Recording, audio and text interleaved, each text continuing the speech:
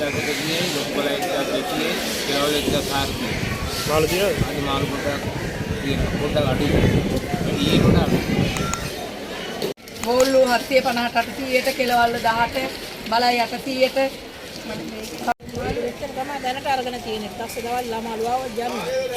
මේ කිලෝ එක 500යි, බෝලු 600යි, දැල්ලෝ 1200යි. මාළු තියෙනවද? මාළු තියෙනවද?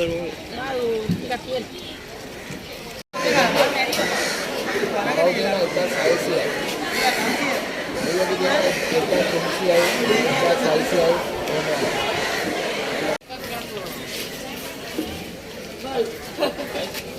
දුදිය ගන්න පුළුවන්.